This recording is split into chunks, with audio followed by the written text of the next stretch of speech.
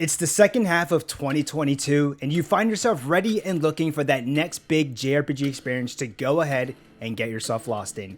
That is where Xenoblade Chronicles 3 not only comes in, but shines at its utmost brightest.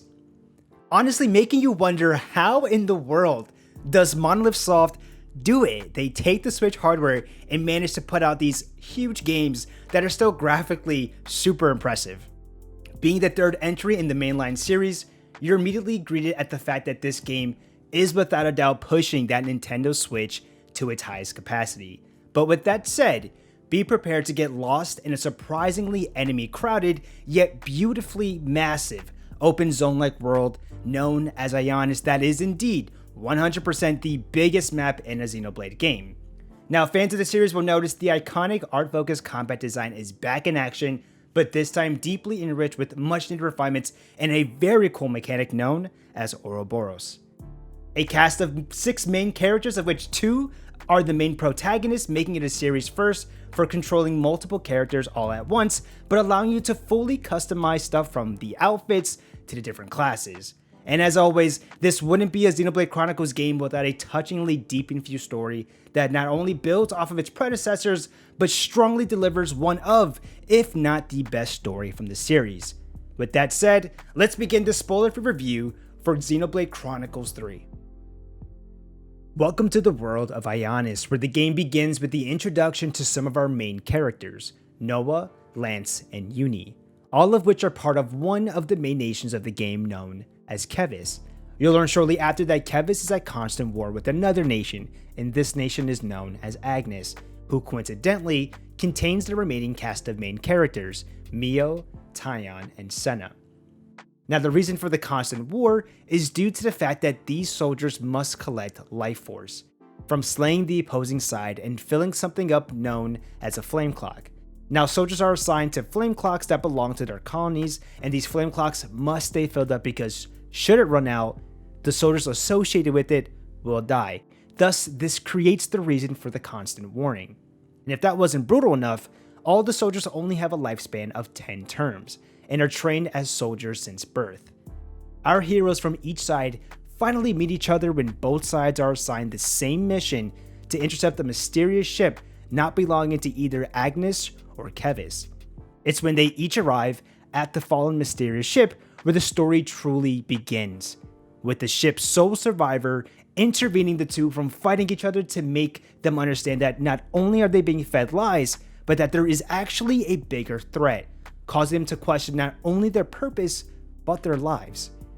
With the story's premise laid out now, let's focus on what the game does best.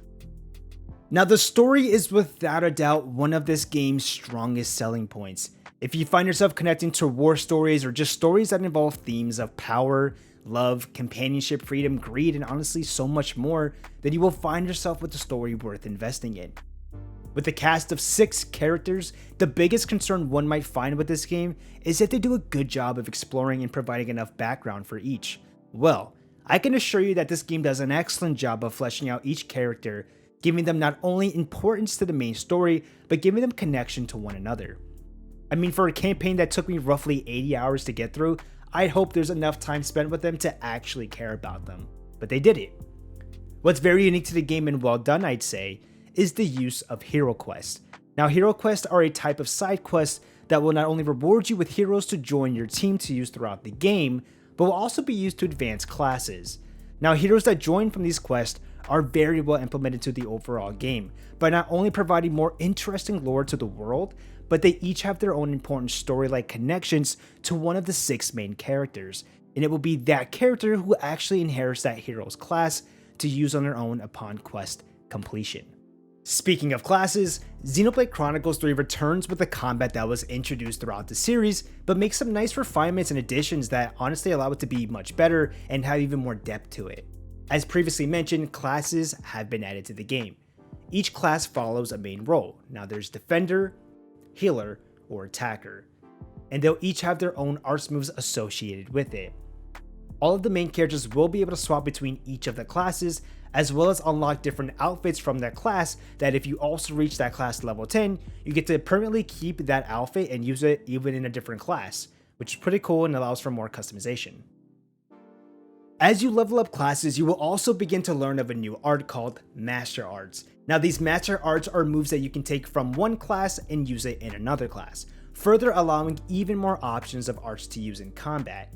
Additionally, in combat, you can even combine those Master Arts with the class you currently have equipped arts and basically do what's called a fusion arts, which is essentially just the combination of those two moves together.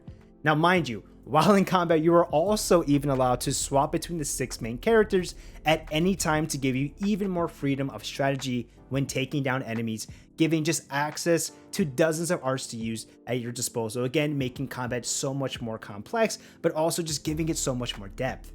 And if that wasn't already enough, let's briefly talk about one of the coolest additions to Xenoblade, and that is Ouroboros.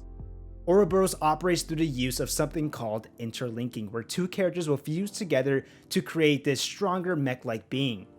The new superpowered form has its own art moves to use to even add to the further complexity of the limitless options in combat. You can even use Ouroboros in a returning battle mechanic known as chain attack, which allows you to pull off really flashy combos with each of your characters. Monolith Soft once again performs absolute magic with how big and vibrant the open world is in the game, especially on current Switch hardware. So much in fact that the developers themselves have even confirmed it to be the biggest game in the series. Xenoblade Chronicles 3 does an excellent job not only filling up the maps with different monster types, but also giving you reason to explore. You will find landmarks which serve as fast travel points, tons of containers containing goodies, colonies to discover, secret areas to find, mini bosses, side quests, puzzles, and honestly so much more. Now time to mention some of the not so great stuff. When I say the maps are massive, they're no joke, absolutely massive. So much that I couldn't help but wonder why there wasn't some traversal option for faster traveling. Now yes, you can just fast travel around the maps with the landmarks, but what if you just wanted to explore? Why couldn't I just hop into my Ouroboros form for a little bit for a faster walking like method? The game does a cool job of implementing new traversal options, but none of which allow for simple faster movement without the use of fast travel. I can't help but think like in Pokemon, you could just use fly to go from town to town, but you could also just hop on your bike for a faster way of traveling. I would love to have just been able to hop into my Ouroboros form and travel that way. Another gripe of mine was the hero characters. I absolutely loved what they did with them, but I just couldn't help but think, why can't we play as them? I know I can't be the only one who plays the game and thinks, I wish I could have played as them. While the game's art style and graphics look great on Switch, and in my opinion just superior overall to Xenoblade 2, it still hurts to know that the current Switch hardware continues to dampen the full possibilities. There are moments in gameplay where you can still notice low textures and just an overall blurriness at times, where I can only imagine what the game could have looked like on the next generation of Switch hardware. But on the plus side, it does remind me that Monolith Soft's next game should be on the next generation Switch. Lastly, that was over way too soon. Hear that, Noah? Lance wants something a bit meatier.